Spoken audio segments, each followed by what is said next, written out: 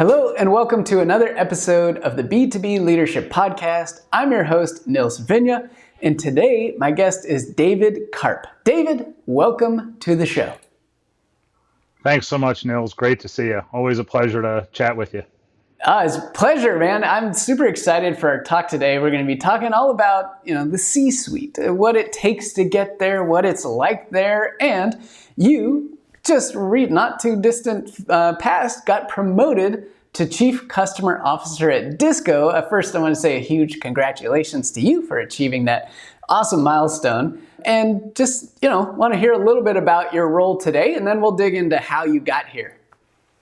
Yeah, I appreciate it. It's an honor, it's a thrill, and I'm really thankful that I work for an organization that really puts primacy on thinking of, that deep focus on customers as an executive level role, because not everyone does. And so that, to me, I'm fortunate to have that. And it really is a role where you're thinking about the entirety of the business through the lens of customers. And we all talk about value for customers. There's a lot of other ways to think about the business, but it's really of thinking about value and how to help the business grow through that unique lens. And that's really what that role is about. So that's an interesting point, because this is one of those things that I feel like is talked about all the time. Oh, customers are our most valuable thing and we do everything for our customers. The reality is not that many businesses truly believe that. And I'm sure you've worked in some organizations where that was not the case. What's the real difference, like the reality, despite what everybody might say on the surface level, between those two types of environments? Yeah. That's a great question, and I'll share an answer. It's my perspective, and so there's probably a lot of ways to think about it. As you said, there's a lot of different perspectives. Like the number one thing, we are a relatively fast-growing, still some of us a technology startup, and so it's really about creating enterprise value for all of our colleagues and growing this business and doing it in a way that creates a lot of value out in the market. So that's like the number one mindset. But when you think about how do we want to do that, where do we think the best way is to do that? If we believe we're going to get there because our customers are going to see such unique value in working with us, then we want to make sure that we are putting them at the core of what we're doing on a day-to-day basis and how we're planning the business. Like we talk all the time about growth, but when we think about where we're going to get that growth from, it's going to be because we're creating so much value for customers. And I've been in organizations where you may say that, but what you're really talking about is how do we sell to them, right? Yeah. How do we convince them? And that's really important because it starts and ends with growth. Growth as professionals, growth as a business, growth with clients, and that same growth for those clients. But it's different when you take that lens of, do I understand enough about my client's business to let that be the focal point of how we're going to grow? And that's really what it's about for us. So was this a core tenet of the leadership culture inside your organization from the beginning, or has this been an evolution to get there? I've worked in lots of organizations where you might say things like that on the surface, but the reality is sales rules all. And if somebody's going to sell something, they're going to sell it, and regardless of, how great a fit it was, and it happens, right? Especially in the software world. So how did this culture of that focus on customers really take root? Yeah, it's interesting. As I was going through the process of thinking of moving to a new company, I wound up in conversations with our three founders at DISQO, who are incredible business people. They're passionate about what they built. They're passionate about every team member we have here at DISQO Nation, is what we call it. But in our interview, one of the conversations we were having was how they've done such a good job of valuing employees, and they're people that these are leaders that value customers, but they weren't getting the right balance. They were having a hard time getting the right balance between valuing people in the company and valuing customers. And so I remember the conversation, and they asked me, how should we start to change that? How do we find a bit more of a balance? And the reason why that balance is so important is if you overemphasize customers, then you do anything for customers and people don't necessarily get to have a healthy work-life balance. They get overloaded. You can overcommit to customers. Then you're scrambling as a company. It's finding that balance. And so that was the conversation I had in my final interview was, how do we start to give customers a voice as well? And it was really simple. I asked them this question: how often do you talk to the company about wins that our customers are having because they work with us and not somebody else? And it was interesting to watch them look around the room, and it's very intuitive, but it's not obvious necessarily that that's what you should be doing all the time. And that was the first change we made. They were bought in immediately, and they have been very open and very inclusive of that customer win, the customer value, not a logo win for the company, but a win for the customer that we can tell about their success. That's the first thing we talk about when we gather as a company every month. And they were people that saw that value. They just needed some partnership in getting that to the front. Wow. Okay. Can you repeat that question again? Because that was literal gold right there. That if someone listening to this is going through an interview process, you got to drop this one in there to see what's really behind the scenes. Okay. Share that question again. Yeah, my question was, how often, and again, speaking to our founders, our CEO, our CTO, our Chief Growth Officer, how often do they speak to the company about wins that our customers are getting because they're working with us that they're not getting from others? Like what wins are they getting because they work with us? And that's wins as individual leaders, wins as businesses. And that it was just such a fascinating moment because, again, it's easy to put up logo wins. Here's all the wins we've got. That's what people naturally think of when you're sales driven, because that's something to celebrate. But when you're actually telling the story of the customer and what they were able to do because they work with us, that's really a rallying cry for the whole company. And that was the unlock in that interview process. And they probably had a bit of a aha moment in that when you were having that conversation. They were like, "You're the guy. We need you in here." Nobody else has asked us that question. Is that fair? I think it's fair. It was one of those. I think the other part about that moment is we all know if you work in customer success, if you're in any leadership role, the amount of work that you can consider doing any day and the sequencing of it is really challenging. But to think about, how do I stand up in front of the company when I'm doing that once a month anyway and tell them a story about a customer win, that's actually really easy. And it's so doable, and it just changes their perspective.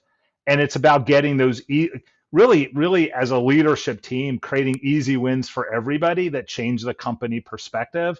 And that's why I think it was such a great starting place. And it was kind of a knowing look that went around the room. Boy, that makes a lot of sense. Really, that's easy to do. Why didn't we think of this before? Because these are some of the smartest people I've ever worked with. It was a great moment. It was it is. I can absolutely imagine you sitting there dropping that question, and then just the silence that fell on the group, and every single one of them in their minds were like, "Can you just get them signed up? Can David start today? Just bring it. Yes, right." And that's just one example of how you demonstrated your expertise without telling them anything. All you did was ask them a question. Like, that is a powerful question. And when you ask that question, behavior changed for the whole company, for the better. And that was a couple of years ago, right? So you got into DISQO. You were working as VP of CS for several years.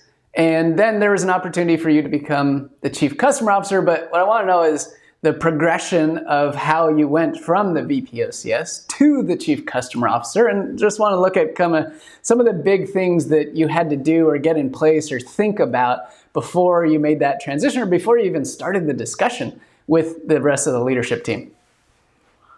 Yeah, well, I'd love to walk you through that. I will promise you, some of it may sound really intentional and it may not have been intentional, but it's things that are probably pretty logical that you want to do. And the first thing for me was obviously learning a lot about, I shouldn't say obviously, but learning a lot about our customers and where we were having success, where the team was able to work and drive value for customers. But as typical for customer success, we had all the conversations you would have around, we are a department, but it's how do we have the privilege of representing the whole company.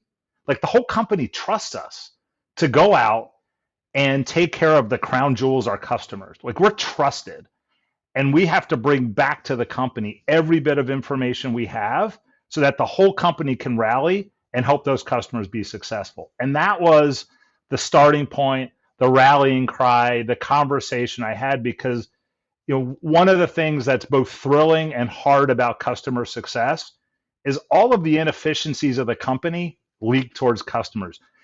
You make a promise to a customer, you don't fulfill it in product, it shows up for the people that are working with the customer to go solve, right? You get a product roadmap that doesn't quite meet its mark, right? So our willingness to say we are here representing the whole company, not a CS department, the whole company, and our responsibility to bring that back, frame the steps we took and how do we do that.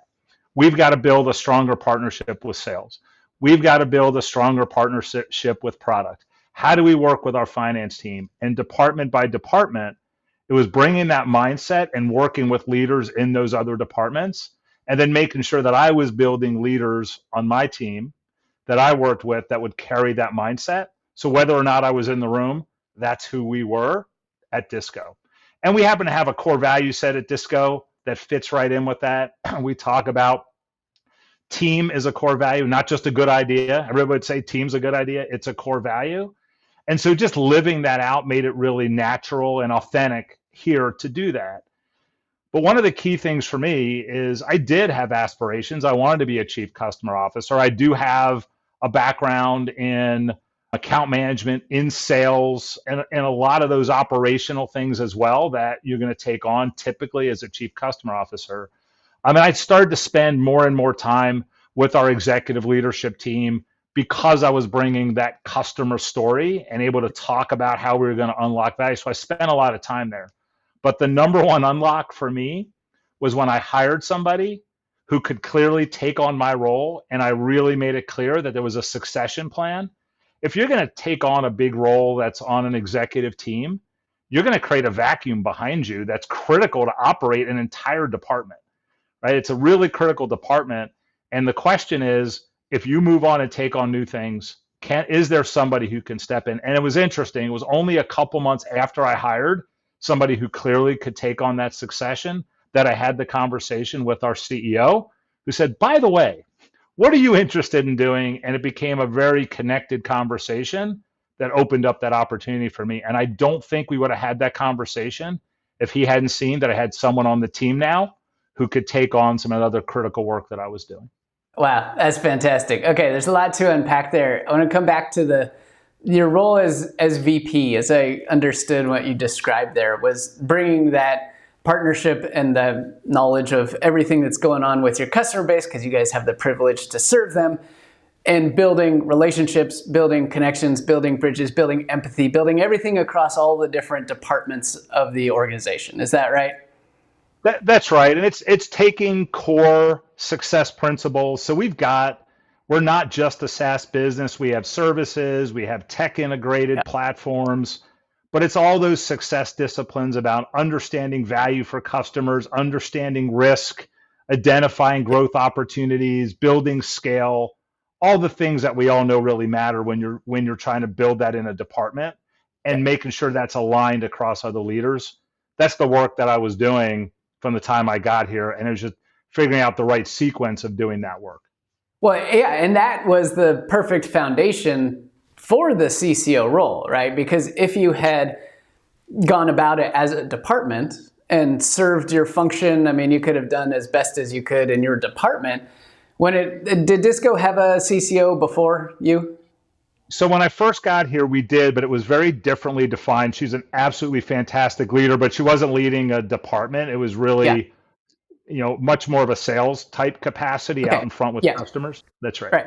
So the setting is there's not a lot of knowledge of what a CCO in the current state of company would do, right? That's right. But because you spent several years building all those relationships and putting all those foundational pieces in place and integrating the customer's world into every other department, man, it sounds like it laid the perfect foundation, the steps for when it came time to discuss and to present and to talk about the CCO role, that then it's a much more known entity because they already understand the customer role significantly better than they did a couple years ago before you got there.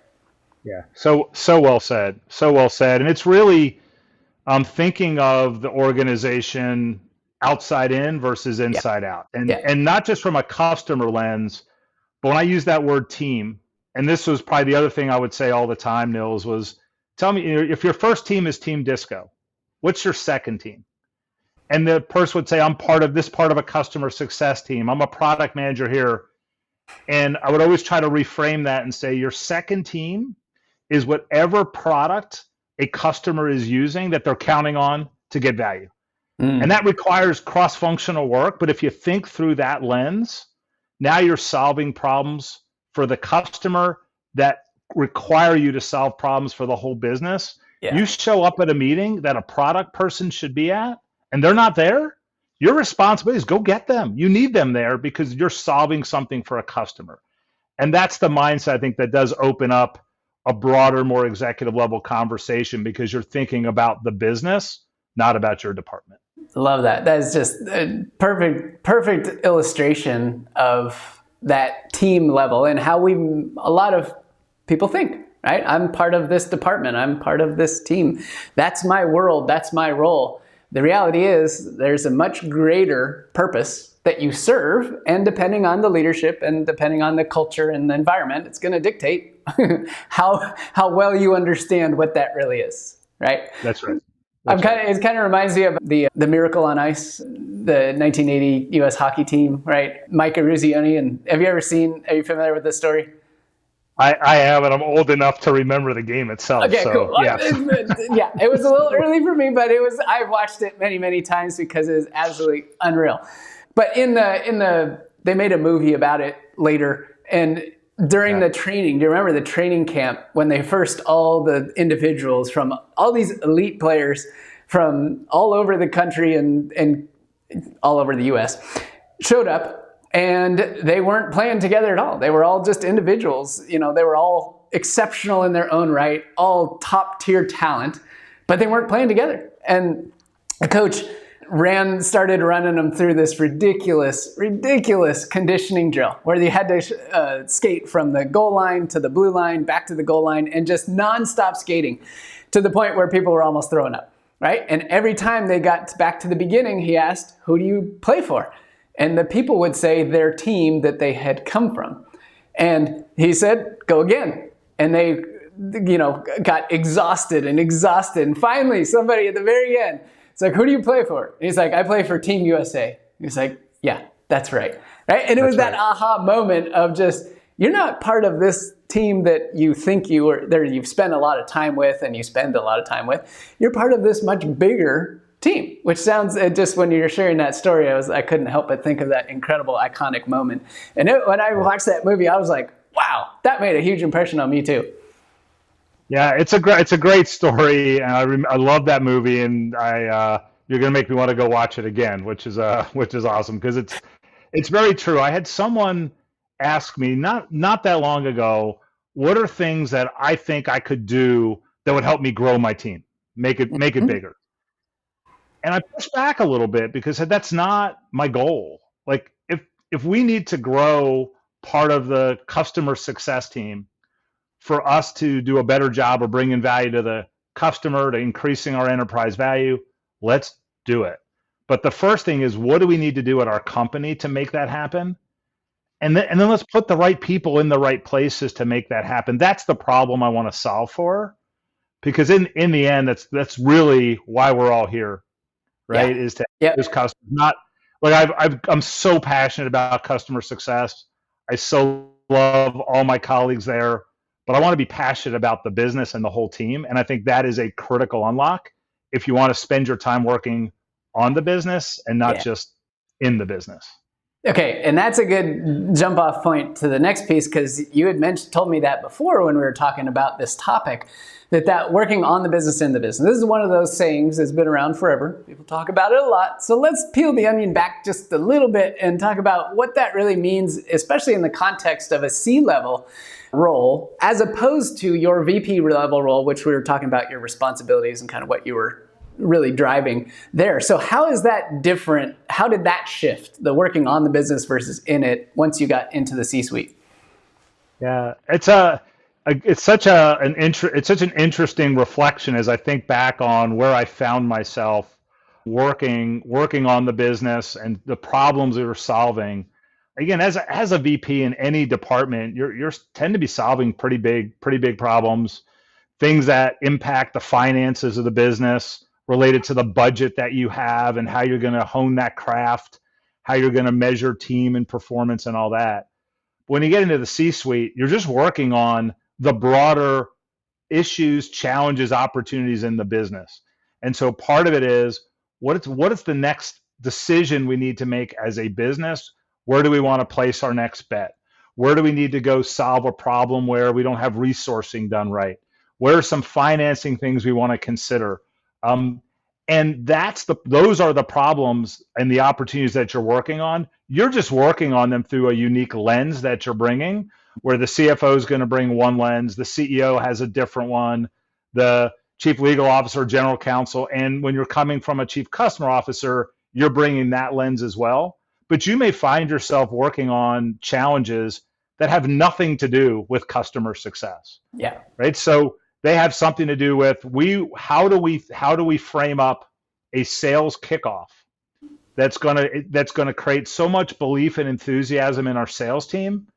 And if you're the VP of customer success, you're coming to that event and you're thinking how you want to talk about the partnership and how you're going to help them find expansion opportunities with customers.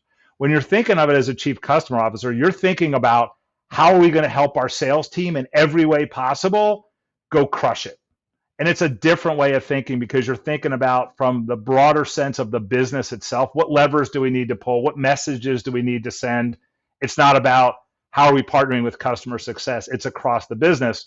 So you find yourself working on a broader set of business challenges. So it really requires you to kind of have a little bit more business acumen, to understand how revenue flows through the business, right? How you generate value, where you have some opportunities to focus and prioritize. It's just a different way of looking at the business. You're just coming at it through all that rich history of understanding customers. Wow, that's a fantastic explanation of the difference of that, and probably one of the best articulations with a real concrete example like a sales kickoff, because that paints the picture. We've all been there, and especially if you have been participating in one, or you've been a leader, a VP in one, versus being at the C-suite in one, right? It's all solving the same quote-unquote challenge of having a successful kickoff, but looked at through very, very different lenses. And that's fascinating. It was an awesome example. Thank you for sharing that. So that brings up the question for me, which is, all right, so this was the first time you were CCO. You had been VP successful before. You'd been VP successful in other organizations. How did you make that shift? And how did you come to see that, look, this is my role, and when I get into the CCO role, this is going to be my role? You know, how did you manage that transition? From the VP to CCO, to that mindset. So I think a couple things, and appreciate the question. I'll do my best to tackle it for you, Nils.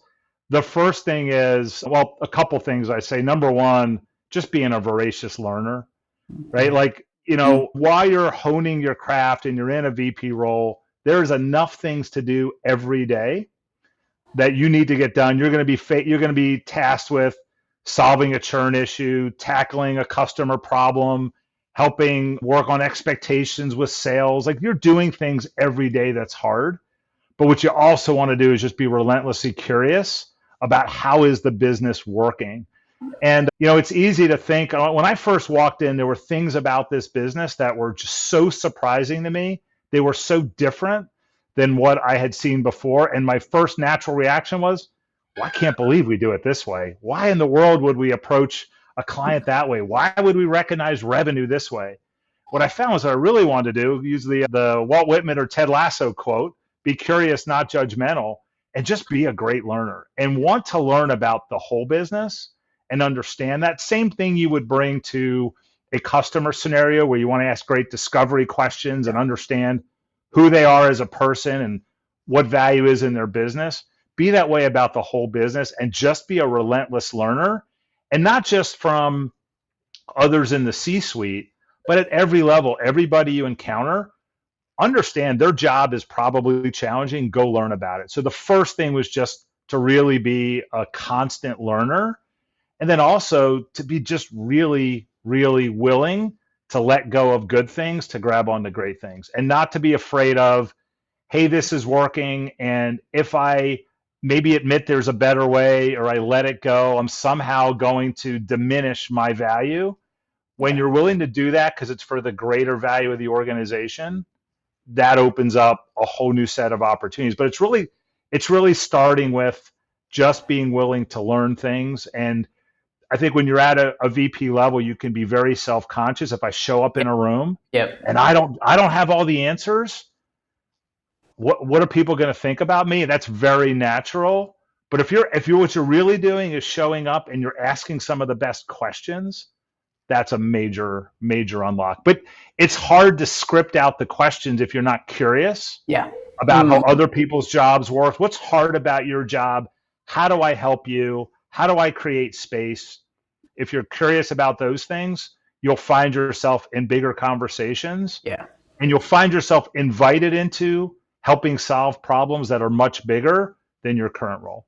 Yeah, curiosity is at the core. I'm with you 1,000,000%. There's nothing that will replace genuine curiosity there's no answer. There's no amount of knowledge. There's no brain that you can put into your head that would do better than just being insanely curious and becoming exceptional at asking really powerful questions, just like that one you asked in the interview that we started talking about long ago. There was a gentleman who was in our leadership MBA program who recently got hired at a new organization at a director level. And he went in, and one of the core focuses of one of our classes is all about how to use coaching skills, which involves listening deeply, asking powerful questions, really the art and the science behind being curious and asking incredible questions. The first month or so, that was all he did. He did nothing but ask incredibly powerful questions. And mind you, this is the first month, new organization, large company, like probably over 1,000 people there. And he found out, as a result of several different conversations, that the way he was approaching just his entry and just being curious made it all the way up to the CEO's office. CEO knew who he was out of a 1,000+ person company, brand new to the organization, because of the way he approached it, because he was curious and he asked questions. Just like you're describing there. So it's just so powerful, and there's so much there. The great news is it's not that difficult. The easy part is you just got to follow some steps to go through, and anyone can do it. And when you do it, the whole game changes because you're no longer at the center, and all of a sudden, everybody else is. And that is magic. That's true. It's so true. And as you say that, again, it's at every level. There's an opportunity to learn if you choose to, from everybody you interact with, regardless of where they are in the organization. And you just have to choose when you show up in an opportunity to ask a question, learn about somebody and learn whether or not you want to make that a priority. And so hopefully you're in an organization where that creates even more opportunities for you. But as a professional, as a leader, it's going to create opportunities for you regardless of wherever you are. There's no doubt 100%. About it. Hands down. And it's fascinating. I would love your perspective on this. Is just like I was talking about that gentleman who was new to an organization and did that in the first 30 plus days. Well, what oftentimes happens, I'd be curious if you've seen this too, is that we get really curious in the beginning, right? In that first 30, 60, 90 days, whatever. And then after that, we kind of forget to be curious a lot of times. And it's one of those things that it's like you get into a new role or you take over a new department or you get a new job and it's like, I gotta just be curious, I gotta just learn. And then at some point we say, I learned all the stuff, now I just gotta do.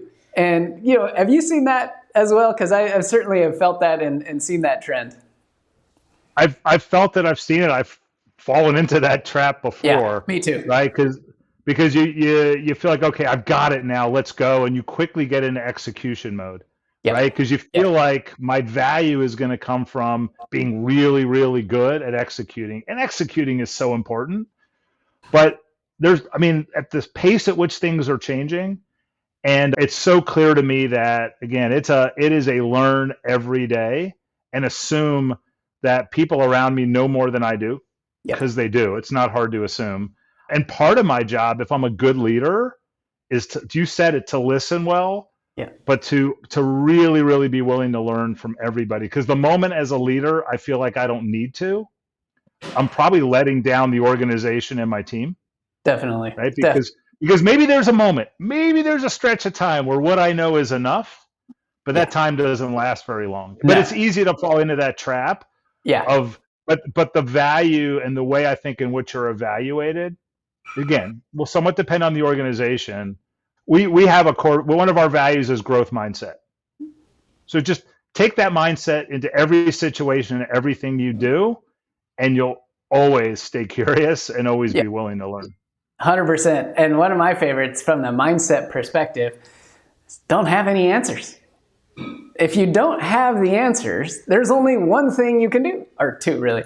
You can listen and you can ask questions. That's it. You can be curious. So good. Just stop, That's just right. chuck the answers out. Like we were saying before, if you're a VP and you go in and you're worried about having all the answers, because if you don't, then what are people going to think you're doing there? And are you really the right person? The funny thing is, the less answers you have, the more effective you will be as a leader at any level, even as an individual contributor. If you have fewer answers, you will do a far better job in whatever role that you're in. If you're a manager, director, VP, CCO, right? If you have less answers, you'll be far more effective, as long as you can use those coaching skills like I was talking about earlier. Yeah, that's well said. And I think there's going to be times where you're expected to have answers. Yep. And so you have to know, like, here's an answer. However, right, you want to give that answer in the most informed way you can, and always being open to being challenged. Yep. So part of it's even creating context for what your assumptions are and how you're framing that answer that you have, because that expectation will exist. It's just how you show up with those answers and how you present them Yeah. that Yep. will indicate how well you want to operate as an individual, as a leader, as an executive. A lot of it's going to be how you bring that mindset and presence into the conversation. Awesome. That's awesome. All right, David, as we begin to wrap up here, I got one more question for you. Let's say that you had the opportunity to sit down with a younger version of yourself, and pick a point in time back right about when you got into your first leadership position, when you first took over a team, first started managing people, and you have all this wisdom you've accumulated throughout your career getting to the CCO level. What advice would you share with your younger self at the beginning of your leadership journey? Wow, there's a lot there. I remember a moment early in my leadership journey where I had an opportunity to lead a very large initiative. And I was sitting down working with a customer who was twice my age. And I was petrified that like how can I have any credibility with this person? And my birthday was coming up, Nils. And I didn't want anybody, don't celebrate my birthday. Don't get a cake. Like, I didn't want anybody to know. I was so nervous. And by the way, this was back before we all had LinkedIn. You could guess, right? And here's what I failed to realize. Because I showed up with authenticity, because I was focused on how do I help solve a problem for this customer? How do I help, ask that extra question to help them discover what they really needed and just be relentlessly focused on that. The funny thing was, of course, someone let them know how old I was. They already knew. And so they were laughing, watching me try to hide this fact. And they said, you know what really matters? You show up with authenticity every day, really trying to help solve my problems and help me be successful with this huge initiative. What I failed to realize, there was a lot of risk for that person in their business. I was so focused on me. And am I going to be okay? What are they going to think of me? No, focus on them and remember that they're just like I am. They wanted to look good. They wanted to be promoted. They wanted to be successful in front of their peers. They wanted to work for a great organization. They wanted to go home at the end of the day and have a meal with somebody who mattered. And when I was able to show up and show them that I cared about that, they were with me all the way. They didn't care how old I was or anything like that. And I just remember this person just laughing at me, watching me try to hide how old I was, because I thought that's what I was going to be judged on. Yeah. And it had nothing to do with that. Just be authentic. Think about other people through the same way you think about yourself, and recognize they're just like you, and help them be successful just like you want to be successful. If you do that a lot, you'll go really far. Wow. Brilliant advice, David. Thank you so much. That was an awesome, awesome story. I can just imagine what it was like when you found that out. So bad. And, So bad. yeah. That's wonderful. All right, David. Well, thank you so much for spending some time with me today, talking leadership, what it's like getting to the C-suite, how your viewpoint changes, and sharing some incredible advice along the way. So thanks so much for your insights and your expertise. I look forward to talking with you soon. Always, Nils. Real pleasure. Thanks so much. Take care. Take care.